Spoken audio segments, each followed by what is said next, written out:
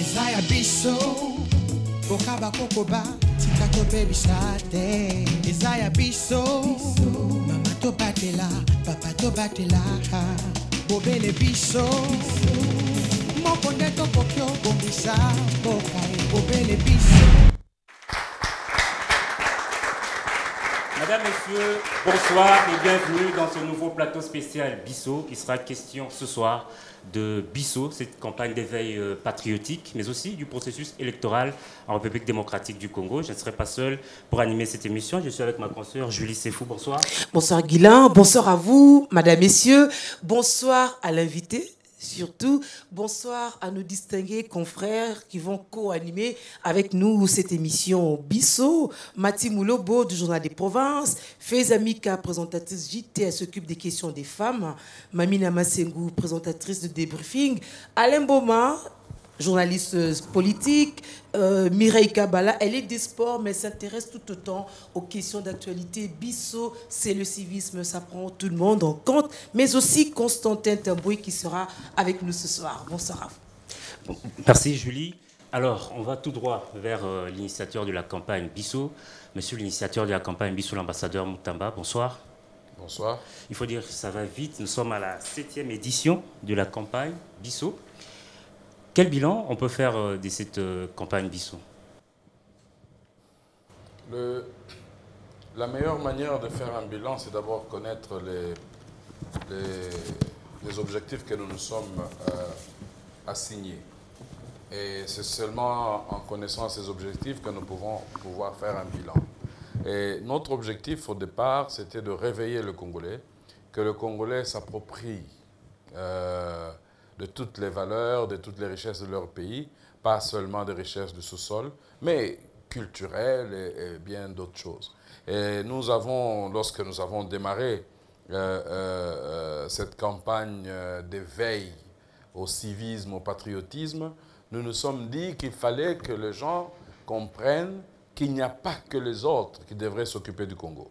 Que eux-mêmes, Congolais, parce que comme on dit, nous n'avons qu'un seul Congo, et nous qui pouvons réellement prendre les choses en main pour booster notre pays. Or, au moment où nous avons démarré, nous nous rendions compte que beaucoup de gens attendaient l'extérieur, avaient toujours la main tendue vers l'extérieur, alors que nous avons beaucoup de richesses, nous avons beaucoup de choses, ce qui fait qu'aujourd'hui, lorsque je constate, après que nous ayons lancé ces campagnes, qu'il y a beaucoup de gens qui font presque la même chose. C'est que quelque part, nous avons suscité. Est-ce que l'objectif, c'était que les autres puissent suivre cet élan ou c'était que le patriotisme puisse réellement exister dans le chef des Congolais?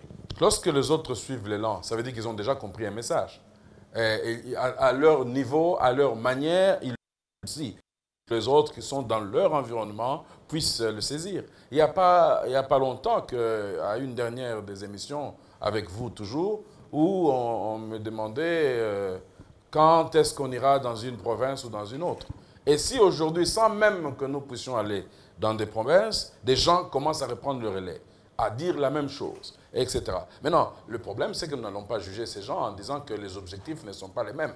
Mais tant qu'ils poussent les gens à aimer leur pays, à mettre la main là où il faut, par exemple, dans la salubrité, ça nous permet à nous de dire qu'effectivement, il y a un pas qui est franchi et maintenant le reste, c'est encore à nous de pousser ensemble maintenant avec tous ceux qui font en ordre dispersé que nous puissions dire le Congo c'est nous.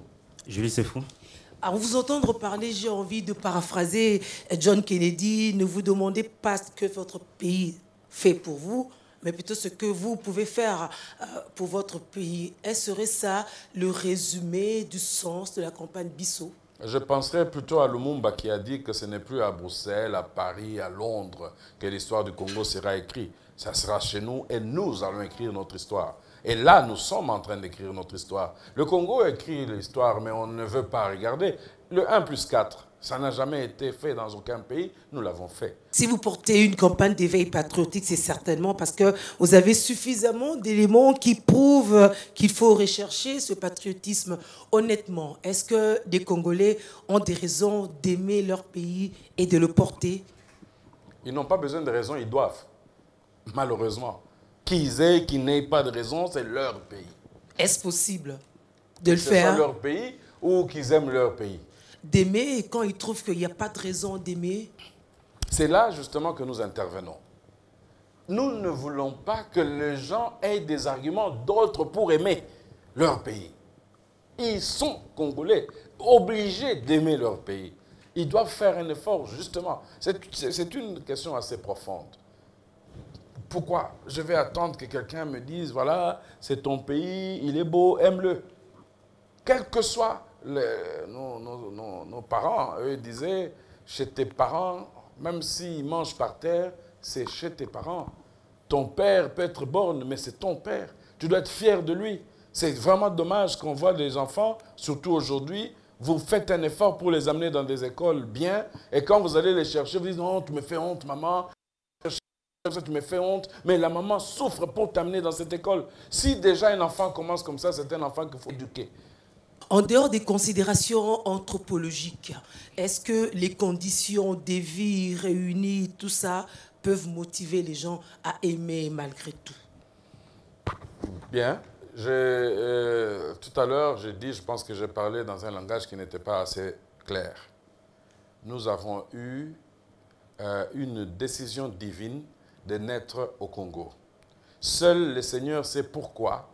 Moi, je suis né au Congo et au Katanga, je lui sais fou au Bandundu, Guilain Kabalundi au Kasaï. Seul le Seigneur sait pourquoi. Maintenant, moi, quel est mon rôle à moi, en tant qu'être humain, ressortissant de cet endroit-là? C'est de faire de sorte que cet endroit-là soit attrayant, agréable, que les gens puissent dire, en effet, il y a des gens dans ce pays-là. Si nous continuons à dire, il n'y a pas de raison pour aimer le Congo, c'est là justement qu'on entend le langage de gens, Tote Kamboka Oyo. Mais c'est dommage, quand quelqu'un dit Tote Kamboka Oyo, c'est là aussi que nous arrivons justement à déifier le membre du gouvernement. Aujourd'hui, je peux vous dire qu'on n'a pas nécessairement pour vivre besoin du gouvernement. Nous connaissons des pays où ils ont fait 3 ans, 4 ans, il n'y a pas de ministre. Regardez chez nous, il suffit qu'il n'y ait pas un seul conseil de ministre diffusé à la télé. Toute la population se plaint. Ah, le gouvernement ne travaille pas. Mais est-ce qu'on ne travaille qu'au conseil de ministres?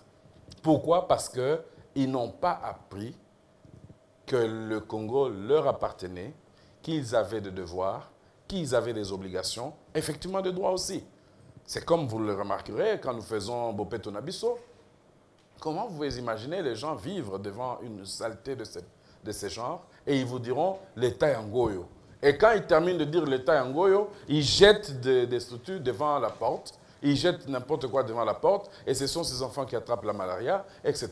Nous voulons, c'est ça l'objectif de notre mission. Quand on dit nous, on ne dit pas vous, on ne dit pas eux, nous disons nous. Nous, c'est quoi le problème? Réveiller la population, réveiller le Congolais, où qu'il se trouve, un, d'être fier que c'est leur pays, l'environnement leur appartient. 2, d'être digne. La dignité, c'est quoi? De ne rien vendre du tout parce qu'on est dans une période de précarité. 3, d'être fier de ce que Dieu nous a donné. Aujourd'hui, on parle du Congo comment? On parle de vos minéraux qui sont dans vos téléphones, mais produits ailleurs.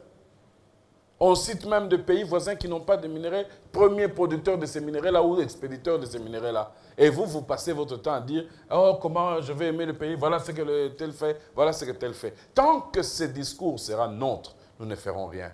Les autres viendront toujours être nos chefs. Ils viendront s'imposer ici. Un ambassadeur peut passer à la télévision et dire, voilà, je donne 3 jours à ce président-là de faire ceci, et tout le monde acclame. L'opposition entre en danse, les gens aussi, les sociétés civiles, je ne sais pas qui. Ah oui, tel ambassadeur a dit que le gouvernement... Mais enfin, c'est parce qu'on ne sait pas c'est quoi le Congo. On ne sait pas ce que nous avons, nous ne connaissons pas ça. Voilà 2 fois pourquoi on dit voyager, c'est une école. Quand vous voyagez, vous entendez comment les gens parlent de votre pays, des minéraux qui sont chez vous, des richesses, de tourisme, de parcs qu'il y a chez vous, des choses qu'il y a chez vous, même des femmes de chez vous. Et c'est là que vous commencez à vous dire, finalement, est-ce que je connais ce pays-là, moi? Parce que nous, on ne passe qu'à nous lamenter. C'est ça que nous devons aujourd'hui changer. Monsieur l'ambassadeur, ça fait 3 éditions que vous portez le thème « Cœur en paix » dans votre campagne Bissau. Pourquoi? C'est fait à dessein ou vous êtes en panne d'inspiration? Ça peut être les deux, hein. Ça dépend de l'interprétation de chacun.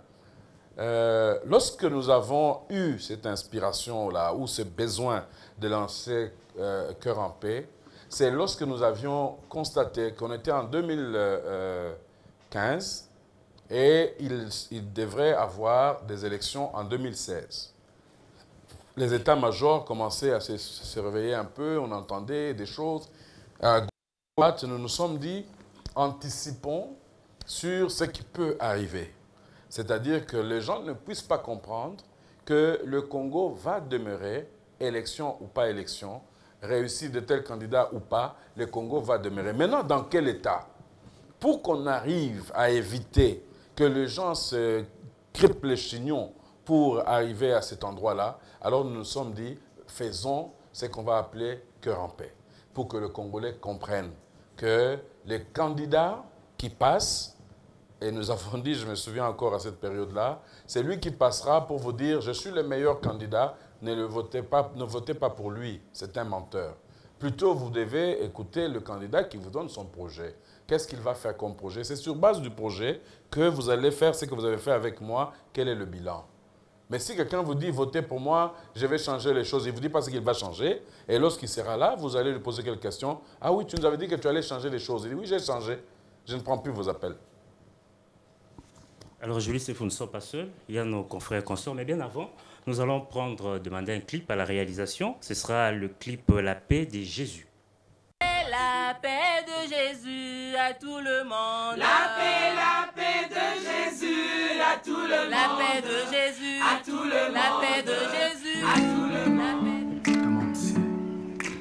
Non à la guerre, nous voulons la paix. Non au combat, nous voulons la paix. Non à la guerre, nous voulons la paix. Non au combat, nous voulons la paix. Kimia, Kimia, Kimia, Kimia, Kimia, Kimia. come on. Segui Kimia. Shalom Shalom, Shalom shalom, Shalom shalom. Segui shalom. La paix, la paix, la paix. Nous voulons la paix. Des brises, really des brises. Kimia. Voilà, il nous arrive à nous tous de chanter la paix parce qu'on en a besoin, quelle que soit sa casquette. C'était le cas tout à l'heure lorsqu'on chantait la paix.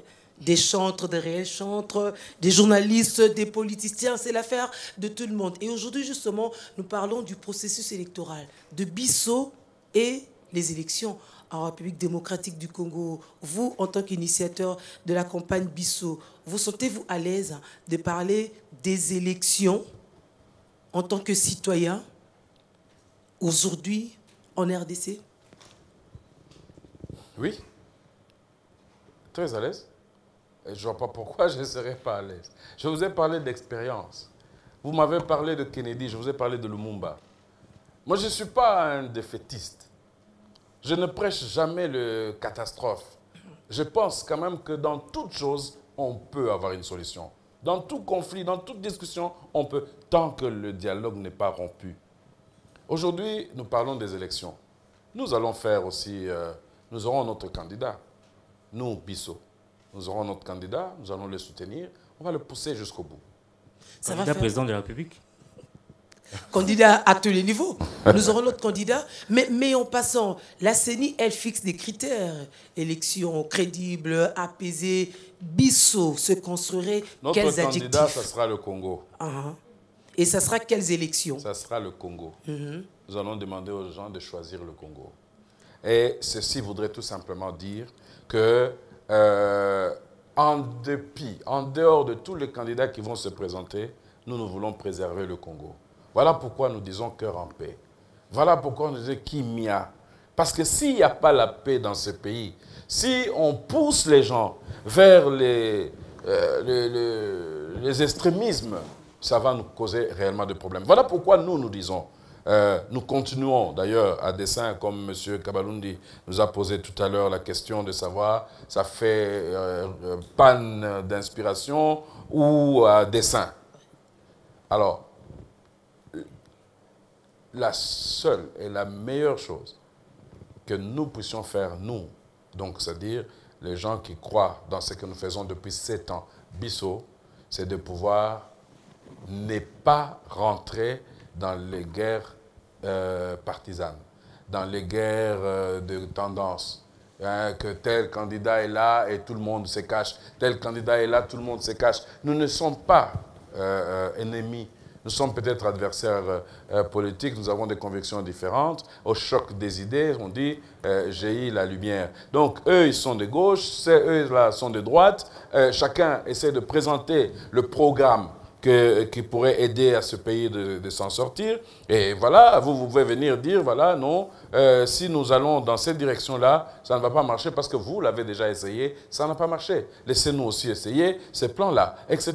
C'est sur base de ce genre d'idées que nous pouvons justement faire quelque chose et changer quelque chose. Sinon, si on continue à dire, voilà, il y a élection, moi je suis de tel, moi je suis de tel, c'est bien, il y a des partisans, mais nous devons rester pour le Congo.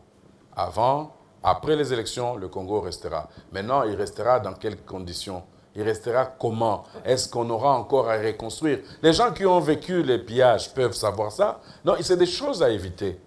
Hein? Que le choix de quelqu'un qui devra assurer la destinée de votre pays arrive après des écoulements de sang, des effusions de sang. C'est vraiment dommage pour relancer un pays quand on a eu des morts. Alors ça veut dire, c'est du haut toit de là que je m'y mette. Si la population, le peuple là, je suis arrivé ici à une période où je voulais aller me présenter ou m'en faire enrôler. Il y a un groupe qui m'a contacté en disant, nous avons des gens, il suffit de nous donner 500, on vous amène 200 personnes, 600, on vous amène 2000 personnes ou je ne sais pas combien, et ils sont très bien organisés, et ils sont très disciplinés, dites-nous seulement ce que vous voulez qu'on chante, vous allez être surpris. Alors, donc ça c'est des petits qui ont compris le système. Donc il dit, ah, si j'organise un groupe, eux ils ont besoin de foules, de voir seulement des gens, vous acclamez, ouais, après, même si ça ne suffit pas pour l'électorat. Et après. Ouais. Mais le vrai problème, c'est que même ces enfants-là, des fois, ils viennent réellement pour prendre ces 500 francs. Mais malheureusement, ils se confrontent avec d'autres équipes qui aussi viennent et ils peuvent se battre sans même savoir pourquoi ils se battent. C'est ça que nous disons, nous, Bissau, que nous ne voulons pas. C'est pour ça que nous disons, notre candidat, ce sera le Congo. Nous allons voter pour le Congo. Nous allons choisir le Congo de telle sorte que quand bien même on va nous bousculer, pousser pour faire du désordre, nous dirons pourvu que le Congo soit champion, que le Congo gagne. Quand on parlera du Congo à l'extérieur, qu'on dise, voilà, ils ont donné encore un exemple. Mais, messieurs l'initiateur de Bissau, vous parlez du Congo alors que chaque candidat parle aussi du Congo, au nom du peuple. C'est la routine. Avec quelle sauce pouvoir apprécier que celui-ci parle réellement du Congo et l'autre parle peut-être du Congo de sa poche? C'est là que ça devient quand même difficile, le diagnostic, n'est-ce pas? C'est là le travail que nous devons faire pour dire aux gens comment ils doivent évaluer les candidats. Je vous ai déjà dit, la première chose, la plus importante, quand quelqu'un vous dit « moi j'ai la solution magique », c'est un menteur. Il n'y a pas de solution magique. Il n'y a que de projets, il n'y a que de programmes, comment faire pour arriver à. Et effectivement, beaucoup de gens parlent de leur Congo, de leur poche. Eh bien, vous êtes déjà au fait, vous savez que ça va se passer comme ça, alors soyez vigilants. On va proposer, avant d'accorder la parole aux journalistes, les propos de la marraine de la campagne Bissau. En femme, elle prône aussi le vote pour les femmes, mais sans discrimination. Quand même, elle parlait du vote utile parce que c'est l'année électorale. On va l'écouter, elle s'appelle Thérèse Olinga. Bissau, c'est d'abord nous. Il faut qu'on arrête chaque fois à s'interroger ou attendre qu'un ange tombe du ciel pour venir faire quelque chose à notre place. C'est regarder d'abord vers nous-mêmes. Qu'est-ce que moi je peux donner? Qu'est-ce que moi je peux faire? Et quand je me mets ensemble avec quelqu'un d'autre qui croit en ces valeurs, ce que nous pouvons réussir ensemble. C'est une philosophie, j'ai adhéré, j'ai aimé et j'ai l'impression qu'il y a une conscience qui naît. Une conscience qui naît et qui est en train de forger réellement des pas. Pas à la vitesse que l'on veut, mais cela est en train de se faire. Après ces propos de la marraine de la campagne Bissau, tout de suite, parole à Fezamika. Merci Julie Sefou. Monsieur l'ambassadeur, vous disiez tout à l'heure que vous ne prêchez pas le chaos, vous n'étiez pas défaitiste. On a l'impression que c'est le contraire. On a l'impression que votre candidat, le Congo, va disparaître d'ici le 23 décembre. La réalité nous démontre tout autre chose au regard de la tension qui monte d'un cran à quelques jours de l'organisation des élections, ce qui porte à croire ou à donner raison à ce dirigeant européen qui a dit que la démocratie était un luxe au regard de tous les soubresauts qui caractérisent le processus électoraux en Afrique de manière générale. Pourquoi ce n'est pas une fête des élections, par exemple en RDC? Bon, déjà, je ne suis pas au courant qu'il y avait un communiqué qui annonçait la fin de mon candidat le 23 décembre, c'est-à-dire la République démocratique du Congo. Je n'étais pas au courant. Et puis, la tension, moi, je ne la sens pas. Moi, je sens plutôt qu'il y a des choses extraordinaires qui se passent chez nous. Les expressions, les diverses expressions que nous arrivons à cohabiter ici, dans ce pays, avec les Tshisekedi, avec les Fayoulou, avec comment ils s'appellent, d'autres candidats qui sont en train d'arriver. Exemple qui est rentré. Oui, mais justement, c'est extraordinaire. C'est extraordinaire. Comme vous avez dit tout à l'heure, que c'est un luxe. Oui, parce que le blanc ou l'homme là qui a commencé la démocratie avant nous n'a pas cherché à savoir comment nous vivions déjà au départ. On a cherché à nous sévrer. Sévrer, ça veut dire nous sortir directement de notre culture et nous imposer une culture, ce qui est assez difficile. Vous savez que nous sommes confortables, nous, Africains, avec des chefs qui font des années. Quand nous regardons, que ce soit au Ghana, que ce soit au Sénégal, là où il y a la tradition des chefs, que ce soit même ici chez nous, à l'Est en particulier, il y a encore les Nkumu, les chefs, hein, c'est des chefs qui restent. Pourvu qu'ils plaisent à la population qu'il est en train de diriger. Oui, je ne vais pas rentrer dans ce détail-là. Un chef est un chef né. Alors, donc, on nous amène la démocratie. On nous amène le choix, le changement, etc. Mais on devrait associer le comportement, ne fût-ce que voir ce qui se passe dans notre manière de vivre et que nous prenions aussi les meilleurs côtés chez eux pour que nous puissions évoluer. On veut nous imposer tout de suite certaines choses. L'Europe, par exemple, ils ont fait plus de 100 ans pour arriver à la démocratie qu'ils ont. Notre pays n'a que 57 ans, 58 ans aujourd'hui. Les Chinois ont fait combien de temps pour arriver là où ils sont? Vous pouvez regarder, nous sommes jeunes encore. Donc aujourd'hui, nous avançons dans cette recherche de la démocratie.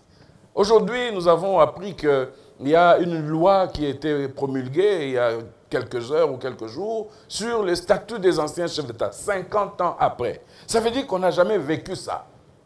Est-ce que nous aurons cette possibilité-là de vivre cela? D'où Cœur en paix. Parce que si jamais cela devrait se faire, nous devons rassurer ceux qui partent ou ceux qui veulent partir de leur vie paisible dans ce pays. Voilà des choses qu'il ne faut pas éluder. Moi, je n'ai pas fait voter cette loi, mais j'adhère à cette loi. Mais qu'est-ce que cette loi dit? Un chef élu, après les élections, a droit à 1, 2, 3, 4. C'est vraiment très important que nous puissions comprendre que où nous allons, nous devons cultiver la paix. Nous devons enlever ce genre des choses qui disent, voilà, il y a la tension. Alors, si nous savons qu'il y a la tension, c'est pour ça que nous lançons la campagne Cœur en paix. Mati Moulobo, que nous avions souhaité tout à l'heure. Bonsoir, ambassadeur. Oui. Quelle lecture Bissot fait-il du processus électoral qui, d'ailleurs, est à son dernier virage? Je pense qu'en entrée de jeu, j'ai parlé d'une petite ou d'une divergence sur certains éléments qui nous amènent au processus, dont l'imprimante de bulletins de vote. Alors, il y a des gens qui ne veulent rien savoir. Eux, ils disent, nous, ça, on ne veut pas, c'est la triche. Il y a ceux qui disent, c'est pour faciliter, au lieu d'avoir une Bible de pages choisir, etc., c'est plus facile. Tu connais le numéro de ton candidat, tu connais le nom, tu connais la photo, tu cliques, ça imprime et tu vas mettre dans l'urne. Et les exemples, nous les avons vus, c'est passé sur votre chaîne où les gens faisaient les exercices de ces votes-là. Alors, il y a d'autres qui disent non, le 23 décembre, ce n'est pas possible, nous devons avoir une transition, mais sans le pouvoir en place. Et puis, voilà. Et puis, il y a d'autres qui disent, donc c'est tout ce que nous entendons, n'est-ce pas? Et c'est ça qui tourne autour de cette histoire de, comme vous dites, processus électoral. Moi, je trouve ça excitant, je trouve ça extraordinaire, parce que tout ça, lorsque nous allons atterrir, ça sera une belle histoire pour le Congo. Mais pourvu qu'on ne se batte pas, pourvu qu'on ne casse pas, pourvu qu'on ne détruise pas, nous irons aux élections. Et j'aimerais sincèrement que les gens qui ont demandé qu'on aille aux élections, qui ont voulu aller aux élections, que ceux qui n'ont pas voulu aller aux élections puissent se mettre dans la tête que nous avons choisi un modèle ou un chemin pour atteindre le pouvoir, c'est passer par les urnes.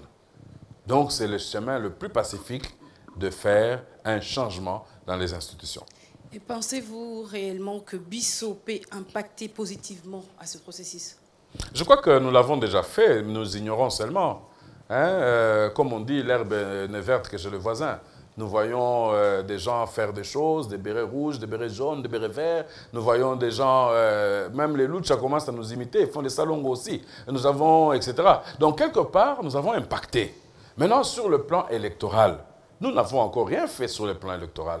Tout ce que nous disons aux Congolais, c'est de ne pas céder à la violence. Ce n'est pas céder à toutes ces histoires-là qui peuvent pousser à la destruction ou au chaos, comme l'a prophétisé Madame Mika, dont je ne crois pas à cette prophétie, que le 23 je pensais décembre... qu'elle avait paraphrasé quelqu'un. Le 23 décembre, qu'il y aura le chaos. Moi, je ne pense pas. Je pense même que le 23 décembre, ou après le 23 décembre, nous aurons une fête.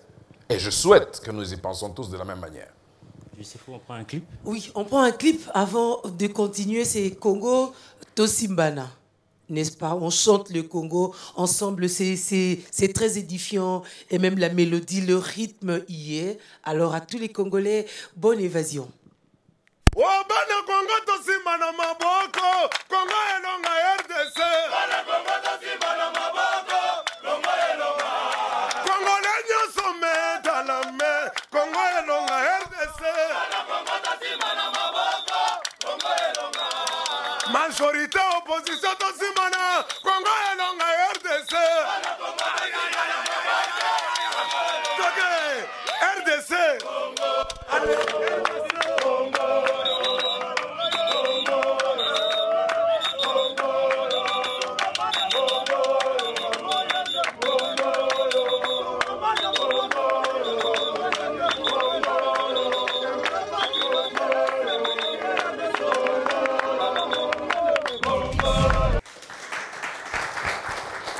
Bravo, il s'appelle Frère Dona Mwanza, comme pour dire qu'en même temps qu'on peut chanter pour le Seigneur, on peut aussi chanter le patriotisme, n'est-ce pas? Oui, ça va. Congo Tosimbana. Oui, là il s'agit du Congo, il s'agit du pays, on est chrétien, on n'est pas chrétien, on est tous congolais.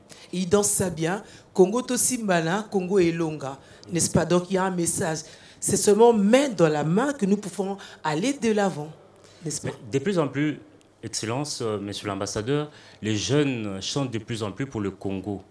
Quel commentaire vous faites de ça? De plus en plus, à partir de quand? Donc, vous pouvez mettre ça à mon bénéfice, encore une fois, pour dire que voilà, Bissau a suscité l'élan de patriotisme. Peut-être bien avant Bissau. Oui, mais nous y étions quand même responsables. Je me souviens que lorsque le cinquantenaire du Congo devait être célébré ici, nous avions participé à cette affaire-là et nous avions poussé à cette époque, nous avons réuni même tous les communicateurs, ceux qui faisaient les pubs, etc. Nous leur avons dit pendant toute cette année du cinquantenaire, nous voulons des pubs patriotiques. Et là, les gens ont senti la force de cela.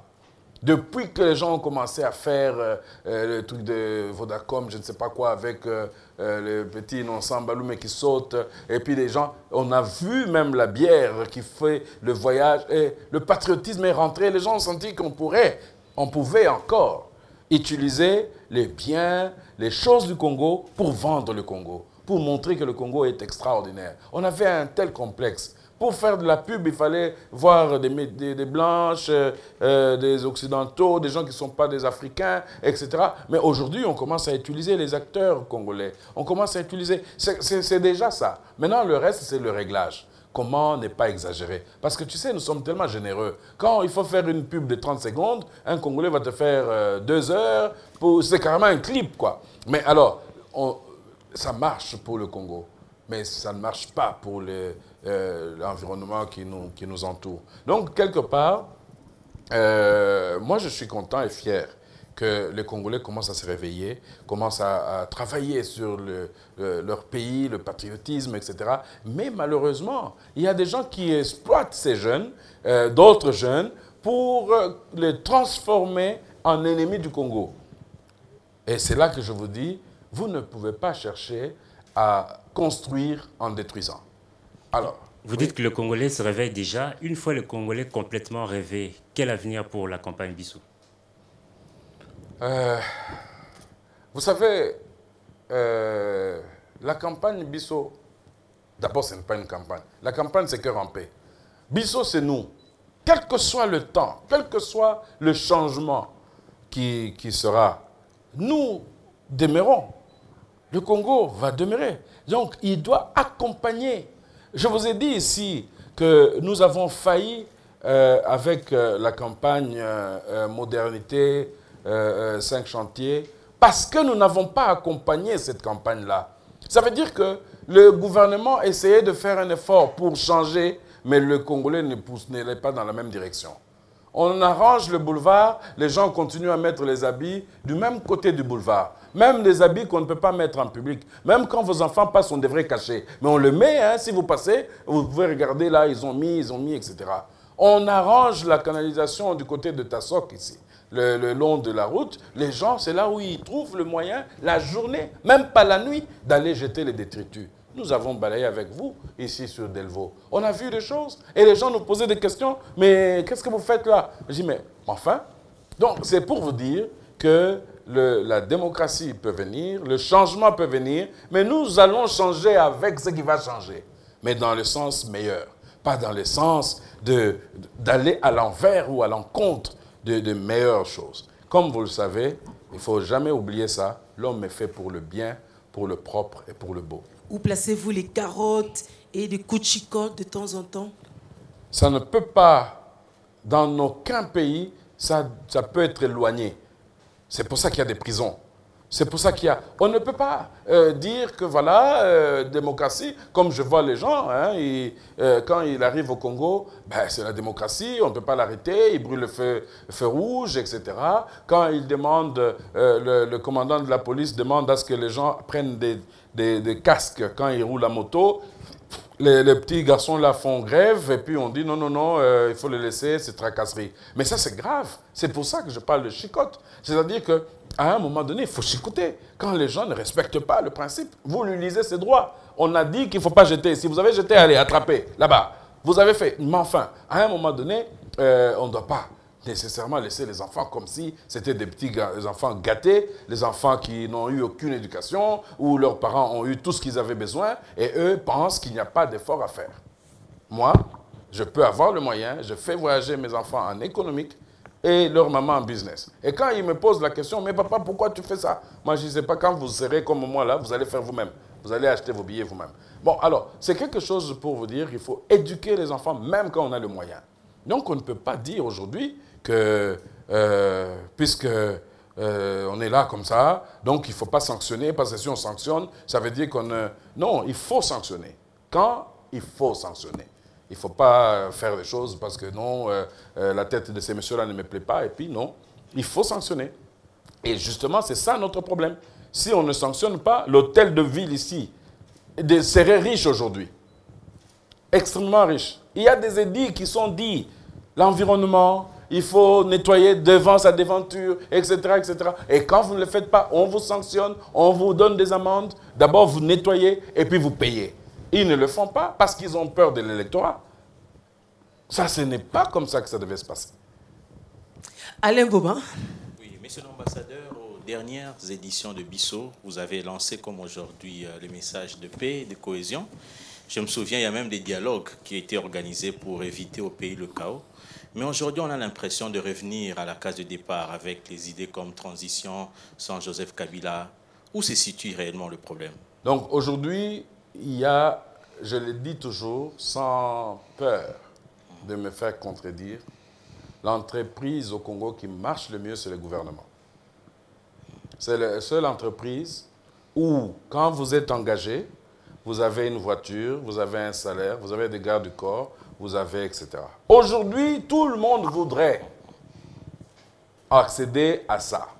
Donc, quand on fait un gouvernement qui est appelé à changer les choses, les autres disent non, nous, on n'a pas participé. Donc, ça ne marche pas. Je dois participer. Le principe devient ôte-toi de là que je me mette, pas ôte-toi de là, j'ai mieux que toi. Parce que c'est ça, en fait, que nous voulons. Que quelqu'un vienne dire, lui, il a fait ça, il a amené ça jusqu'à 5, moi, je vais l'amener jusqu'à 15.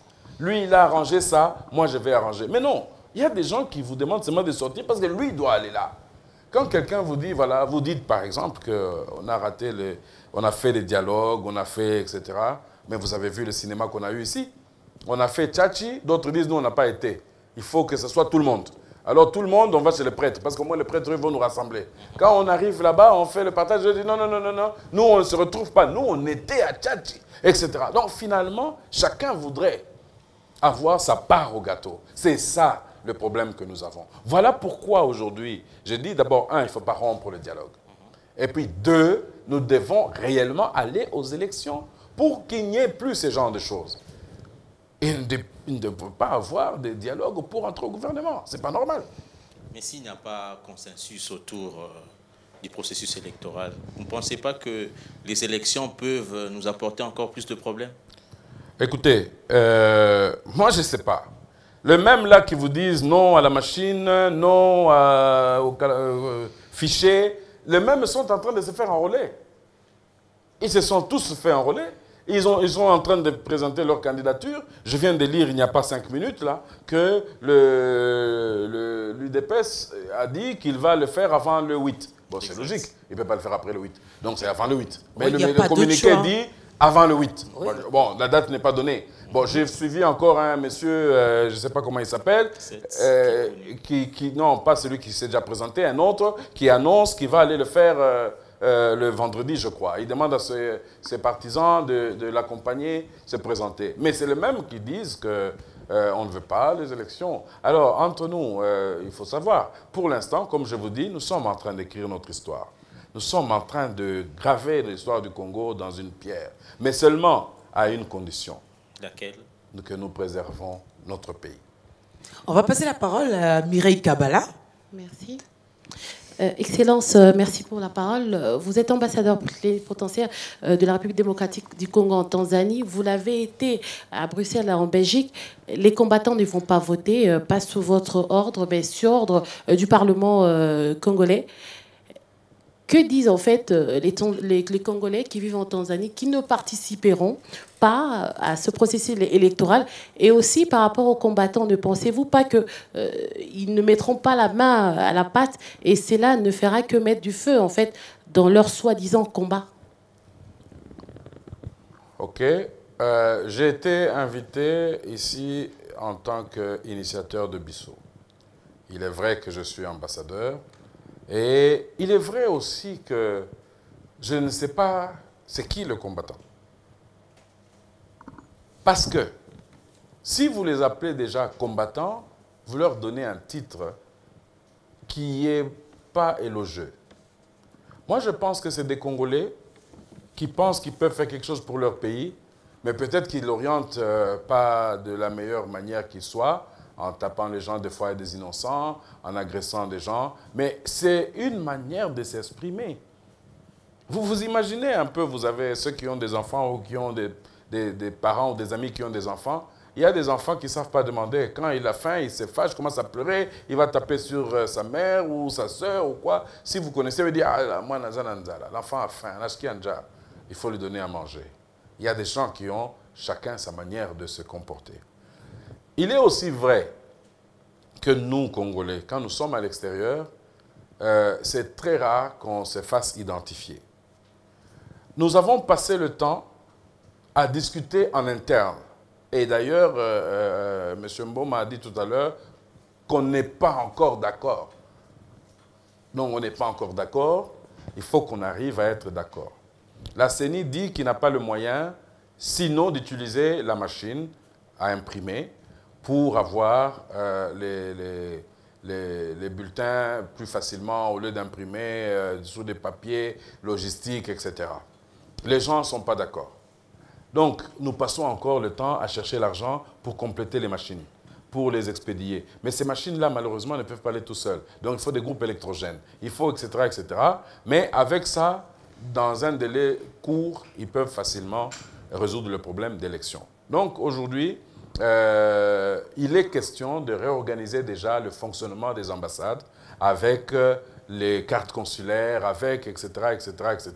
Et à partir de ce moment-là, nous pouvons justement arriver à dire, là, on peut aller faire les élections et compagnie. Les Congolais de l'étranger peuvent voter. On n'a pas dit qu'ils ne vont pas voter. Ils peuvent voter. S'ils viennent, ils vont voter.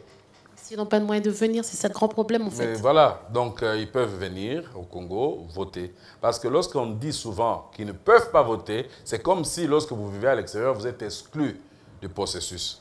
Non, on ne va pas amener les machines à l'extérieur, ça a été dit, mais si eux, ils veulent venir, ils peuvent venir. Les élections des riches, n'est-ce pas? Ça, c'est vous qui avez dit. C'est ce qu'eux aussi ont dit. Mamina Massengou. C'est une question taboue, mais je la pose quand même. C'est non. Ah, déjà? C'est son tabou. Laissez-moi la poser. À l'opposition, on connaît les candidats déclarés, candidat président. Jean-Pierre Bemba qui est revenu ce mercredi, l'enjeu de son retour, c'est de se présenter à la présidentielle. Moïse Katumbi qui annonce son retour pour ce vendredi 3 août est également candidat. On connaît Félix Tshisekedi, candidat de l'UDPS. Martin Fayulu l'a dit. Vital Kamerhe, on le sait aussi. Et il y en a un peu beaucoup comme ça à l'opposition. Pour le compte de la majorité, on ne connaît pas encore de candidat déclaré. Et c'est absurde parce que c'est quand même à 5 mois de la date prévue pour les élections. Espérons qu'elles auront lieu. Il peut y avoir un imprévu de dernière minute. Je ne souhaite rien, mais dans ce pays, on a connu des coups de théâtre qui ont fait tourner le vent. Alors, aujourd'hui, je vais poser la question autrement. Pour vous, qui a le profil d'être candidat président pour le compte de la majorité présidentielle? Alors, vous avez fait un voyage à travers le monde. Après, vous dites non, restons seulement au Congo. Non. C'est la chose la plus simple à comprendre. Lorsqu'on n'est pas en gestion, évidemment, on se présente. Le chef de l'État est au pouvoir. La majorité présidentielle est au pouvoir. Et vous dites, vous ne vous prononcez pas. Eux, ils cherchent à être candidats, pas parce que, ou que le pouvoir n'a pas encore annoncé son candidat, etc. Mais il faut reconnaître à chacun sa place et son rôle. L'opposition joue très bien. Moi, je les félicite. Il dit, voilà, au moment opportun, le gouvernement ou le gouvernement maintenant, le chef de l'État, etc., les choses seront plus claires. Mais je pense que le temps est compté. Rien. Les choses seront claires. On saura qui va faire quoi. Le 8, c'est dans quelques jours, le jour où... le quoi dit le 8 août. Oui. La fin du dépôt des candidatures. C'est le 8 août inclus, hein? Oui. Mais tout ce que je voudrais vous dire, c'est que la précipitation que l'opposition a n'est pas la même que celle du gouvernement. Le gouvernement est en place, l'opposition veut être en place. Donc c'est normal qu'eux présentent déjà leur candidat, qu'ils s'annoncent que tel va être comme ça, parce qu'après j'entends le candidat unique de l'opposition. Mais entre-temps, il faut que les gens se présentent, il faut qu'ils fassent ce qu'ils veulent faire. Mais entre-temps, quel est le profil? C'est ce que je viens de vous dire. Nous avons un enjeu, comme ce que Bissot dit toujours. Notre enjeu, c'est le Congo. C'est le Congo meilleur. C'est le Congo où il fait bon vivre. C'est le Congo où on peut assurer la garantie juridique des gens, des investisseurs qui viennent. C'est ce Congo-là que nous voulons. Mais alors, le profil, c'est quoi? Quelqu'un qui n'est pas, comme vous avez dit tout à l'heure, qui vous n'aimerez pas mettre le Congo dans sa poche.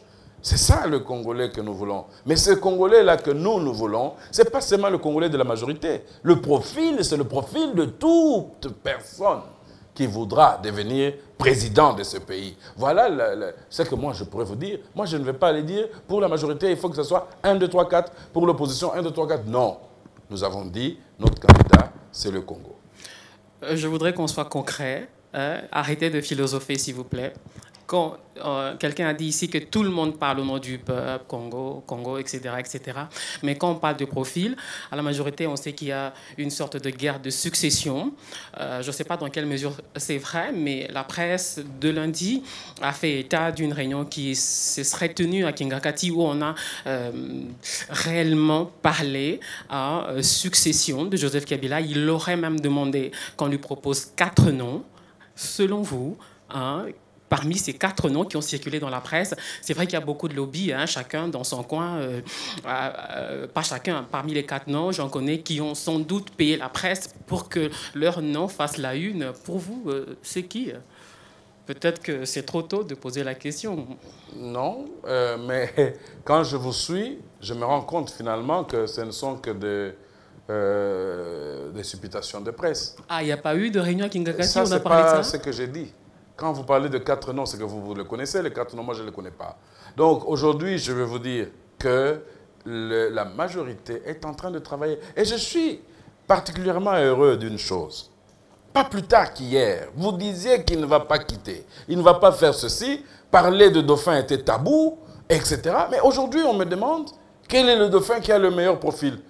Pour que je vous dise quoi? C'est Joseph Kabila qui a le meilleur profil. Ou que je vous dise quoi? Voilà l'histoire. Soyons patients. Par rapport à la majorité, je ne parle pas au nom de la majorité. Moi, je parle aux Congolais, au nom des Congolais. Et puis, j'ai un rôle facile. Je suis ni dauphin, ni requin, ni candidat. Donc, vous voterez pour quelqu'un? Vous avez un nom? Je vous ai déjà dit que je ne voterai pas pour quelqu'un pour voter. Vous voterez le Congo? Le Congo ne sera pas candidat. Ça fait rire quand on répond comme ça. Il y aura des photos des candidats. Alors, bon, quelqu'un disait que Jésus parlait en parabole. Seuls ceux qui étaient réellement nés de nouveau comprenaient ce parabole. Donc, quand je dis, moi, que je voterai le Congo, je vous dis que je voterai quelqu'un qui aura le programme pour le Congo. Aujourd'hui, tous ici, nous disons des choses. La sécurité, la police, la salubrité, les machins, etc. On a déjà le profil nous-mêmes. Nous le disons chaque jour. Qu'est-ce qui ne marche pas? Pourquoi ça ne marche pas? Qu'est-ce qui doit marcher? Alors, à ce moment-là, comment vous pouvez venir me dire aujourd'hui que vous ne savez pas pour qui voter? C'est vrai que j'appartiens à un mouvement, à un groupe, etc. Donc, j'aurais plus facile, personnellement, de voter pour quelqu'un de mon groupe, mais qui devrait avoir le profil. Alors, les élections, c'est quoi? C'est là la question. Ce n'est pas une guerre inutile. On n'est pas là juste pour chercher à remplacer quelqu'un. On est là pour changer notre pays. C'est pour ça que les gens se réunissent, ils parlent ensemble. Qu'est-ce que nous allons faire? Comment nous allons changer ce pays? Quand vous êtes au pouvoir pour le maintenir, pas pour le perdre. Les gens de l'opposition viennent pour conquérir le pouvoir. C'est ça la politique. Donc aujourd'hui, je pense que le débat ne devrait pas être sur les noms. Le débat devait être sur les valeurs. Et si nous travaillons comme nous connaissons certains pays, où on dit, on attend d'un président ça et ça, on attend d'un ministre ça et ça, on attend d'un député ça, la personne vient et on peut facilement voir le profil de cette personne. Et aujourd'hui, nous pouvons déjà, parce qu'il y a certains qui ont déjà des casseroles, et je ne pense pas qu'en moins de temps ici, vont se transformer et puis ils deviennent sains ou purs. Non, ça c'est aussi clair que de l'eau de roche. Constantin Tamboué. Bonsoir, monsieur l'ambassadeur. Ma question, c'est sur l'avenir du Congo. Nous traversons un moment aussi... L'avenir du Congo. Merci. Nous traversons un moment aussi compliqué maintenant, le processus électoral qui pointe à l'horizon, l'opposition qui prédit déjà un avenir apocalyptique, et puis la majorité qui est aussi dans un discours de l'autosuffisance, l'isolement diplomatique un peu senti dans notre pays. Dites-nous quel avenir vous, personnellement, vous entrevoyez pour notre Congo, parce que vous êtes dans cette campagne Cœur en paix. Bon, écoutez, je ne sais pas où nous vivons ensemble. Isolement diplomatique, moi, je ne vois pas. Je vois qu'on voyage, je vois qu'on rencontre des chefs d'État, je vois qu'on cause avec des chefs d'État, on parle. Isolement diplomatique, je ne sais pas. Quand Maison Schengen ferme à Kinshasa? Mais Maison Schengen, nous l'avons fermée. Ce n'est pas Maison Schengen qui a fermé. Est-ce qu'on peut comprendre ça? On n'est pas du tout en rupture des relations avec la Belgique. La preuve, c'est que leur ambassadeur est là, le nôtre est là en place. La rupture des relations diplomatiques appelle à ce qu'on puisse rappeler. Disons-nous que les relations ne sont pas au beau fixe. Vous savez qu'aujourd'hui, on ne peut plus avoir le visa Schengen quand on le veut. Mais vous avez besoin de visa Schengen pour aller où? Mais pour les vacances, par exemple. Aller à Lubumbashi en vacances. Aller à Goma en vacances. Mais pour les soins de santé, ça c'est quand même flagrant. Aller à l'hôpital du Cinquantenaire. À un moment même pour des soins de santé. Aller à l'hôpital du Cinquantenaire ou Mutombo Dikembe, il y a un hôpital ici. C'est ça le petit complexe que nous avons malheureusement. On pense qu'à l'extérieur, c'est là où on est mieux.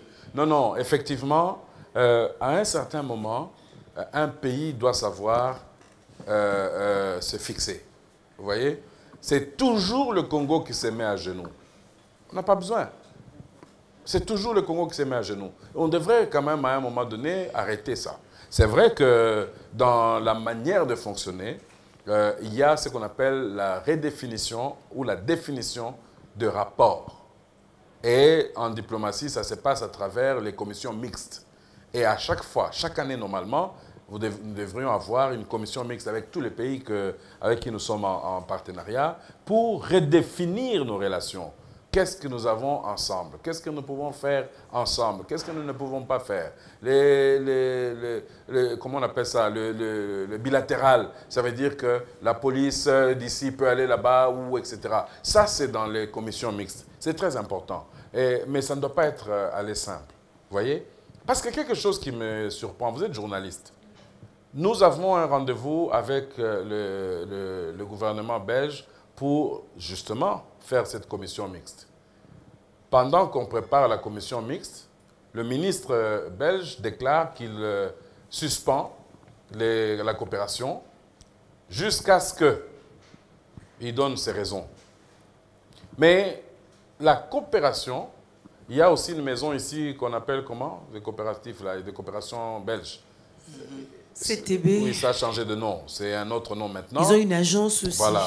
Alors, nous, on dit, OK, vous avez coupé la coopération, mais la CTB continue à fonctionner. Dans nos partenariats, il y a justement les accords sur la maison Schengen qui fait partie de cette coopération. On dit, ben, puisqu'on a fermé, on n'a plus de coopération fermée, etc. Donc maintenant, nous sommes en train de dialoguer.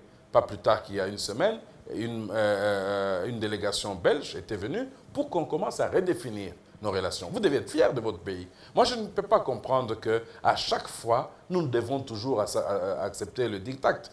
À un moment donné, nous devons être fiers de ce que nous sommes. Nous mangeons dans notre village les feuilles de manioc. Ben, je suis fier de manger les feuilles de manioc. Moi, j'ai envie de demander si nous ne faisons pas, comme on dit à Lingala, les babos la têtus. Parce que par rapport au rapport des forces, c'est la main qui donne, qui dicte. C'est ça, la diplomatie, n'est-ce pas? Je pense quand même qu'un peu de fierté, ça faut quelque chose. Aujourd'hui, est-ce que nous sommes morts réellement? On n'est pas morts. Ça dépend. Non, nous ne sommes pas morts. Il faut seulement qu'on s'organise différemment. Et ce genre de choses nous aident, même le gouvernement, à s'organiser différemment. Vous pensez qu'il n'y a que vous qui ne pouvez pas aller en Belgique? Vous pensez? Bah.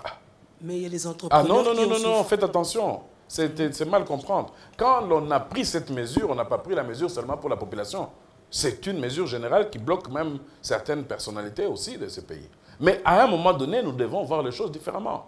On doit recalculer comment nos relations sont. On doit recalculer nos priorités. On doit recalculer tout ça. On ne peut pas à chaque fois, parce que la Belgique décide, on y va, parce que les États-Unis disent, on y va, etc. Quand ils veulent, et tous, nous, on transpire. Non. À un moment donné, nous devons dire non, non, non, non. Qu'est-ce que nous pouvons avoir ici? Et cette question de l'avenir, parce qu'un Congolais moyen se pose cette question, parce qu'en 2006, en 2011, après les élections, on a connu des vrais problèmes. Après les élections de 2018 de la RDC, c'est ça la question du Congolais moyen. Je suis content qu'à ce stade, vous reposez cette question qui rebondit à l'objectif même de cette émission ou de cette campagne de Cœur en paix. C'est ce que je vous dis, que toute solution ne devrait pas venir nécessairement d'un groupe. La solution peut aussi venir de Congolais. Le Congolais ne doit pas attendre tout le temps que quelque chose vienne de l'extérieur. Apprenons à créer, apprenons à fabriquer des choses, apprenons à faire des choses qui peuvent nous permettre d'être dignes, d'être fiers, d'avoir fait quelque chose. Parce que comme vous dites, la main qui donne est toujours au-dessus de celle qui reçoit. Quand est-ce que vous serez fiers? Quand est-ce que vous serez fiers de vous? On a des champs. Même ici, dans votre société ici, il y a plein d'endroits vides là où vous pouvez planter les maïs ou je ne sais pas, les légumes et donner à manger. Non. Allez jusqu'au Bandundu. Allez jusqu'au Bandundu, madame. Il n'y a pas une seule feuille de manioc sur la route. Alors que nous sommes à même, nous sommes capables de produire aussi des choses, de faire. Donc, les difficultés sont des éléments qui nous permettent de rebondir différemment et de commencer à voir les choses différemment. Je peux vous dire quelque chose qui m'était arrivé personnellement, une structure que nous devions mettre en place et je me disais, oula, c'est terminé, les choses vont vraiment couler, etc. etc. Alors, la personne qui devait lancer l'opération m'appelle, il dit, bon, moi j'ai ton argent ici, on fait comment? Nous devons aller en déplacement. Moi, je dis non, amenez-moi cet argent là où nous allons parce que vous allez en avion privé. Alors, on est vendredi. Moi, je partais dimanche. La personne arrivait lundi. Samedi, la personne est morte. Alors, je vais demander à qui cet argent? Je vais faire comment? J'ai commencé. J'ai pleuré. Est-ce que j'ai pleuré la personne qui est morte? Ou j'ai pleuré l'argent que je n'ai pas voulu prendre pour montrer que moi, au moins, j'étais un homme élégant. Amène l'argent toi-même là-bas. Vous comprenez? Non, les deux, hein, quand même. Parce que la personne ne m'avait pas privé ça, de ça.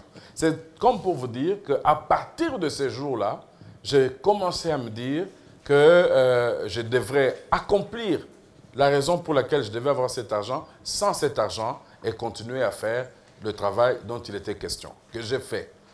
Sans cet argent. Donc ça a développé en moi des réflexes tels que je me dis, il ne faut plus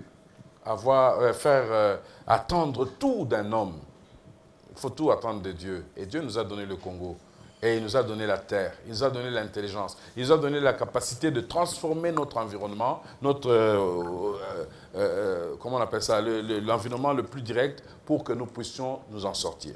Et si le Congolais arrête aujourd'hui, commencer par la plus haute hiérarchie, jusqu'à la petite hiérarchie, là, arrête d'avoir toujours la pensée que lorsqu'on devient, on doit demander de l'argent, on doit demander de l'aide, on doit demander ceci, on ne fera jamais rien. Et ces gens-là auront toujours la main au-dessus de la nôtre. Et à ce moment-là, c'est eux qui vont décider qui doit être chef de l'État, qui peut être ministre, qui peut être ceci, etc. À ce moment-là, nous dirons quoi? Nous sommes indépendants? Nous sommes souverains. Oh, sa souveraineté, c'est... Concept très polysémique. Alors vous dites, Dieu nous a donné le Congo. Oui, ce Congo doit être sauvé. Julie, nous tendons déjà vers la fin. Ouais. Mais bien avant de conclure, on va prendre ces clips où on parle du Congo qui sera sauvé. C'est des jeunes choristes qui parlent de notre pays dans cette chanson. Nous suivons et puis on se retrouve juste après.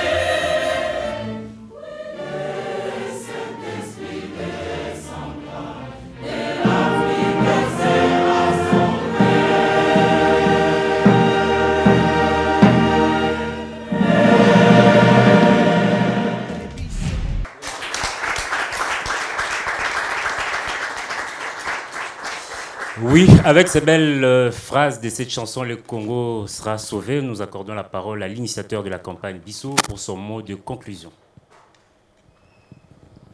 Je n'ai jamais été fort dans ces jeux-là de mots de conclusion. Mais je crois dans ce que j'ai entendu que le Congo sera sauvé, mais à une seule condition.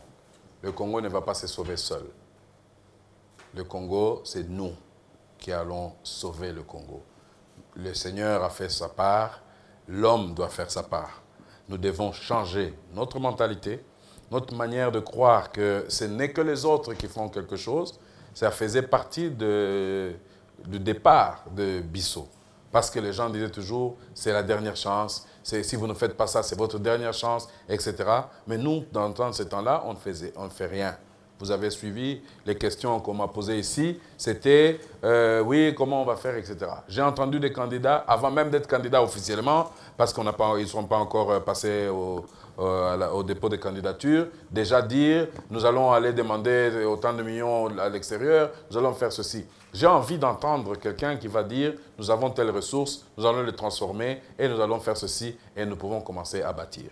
Mais la population, les Congolais, les jeunes, les vieux, tous les Congolais qui sont dans la société civile ou dans des entreprises, etc., de ne pas rentrer dans le jeu des politiciens pour aller détruire, déstabiliser le pays que nous peinons à reconstruire.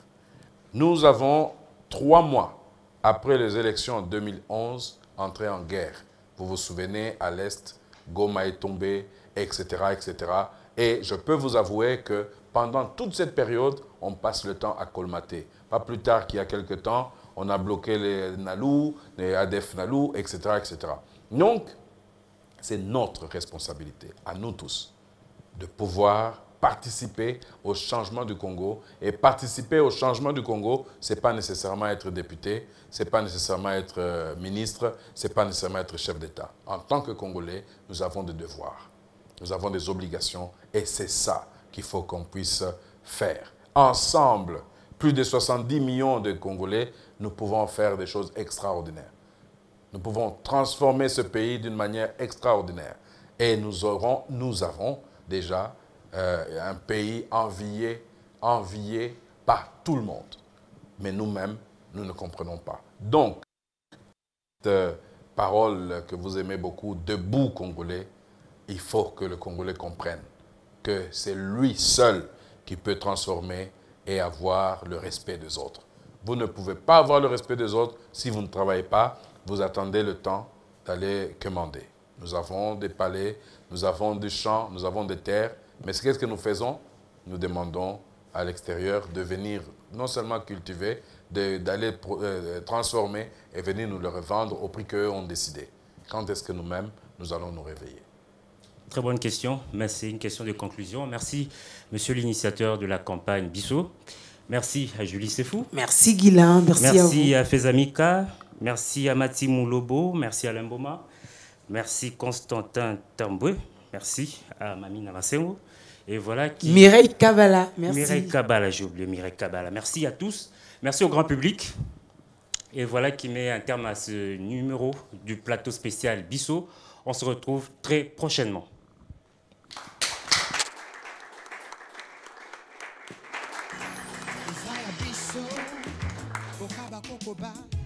Baby shade, Isaiah Biso, Mama to batela, Papa to batela, Bobele Biso, Mokonde to pokyo, Bombisa, Bokai, Bobele.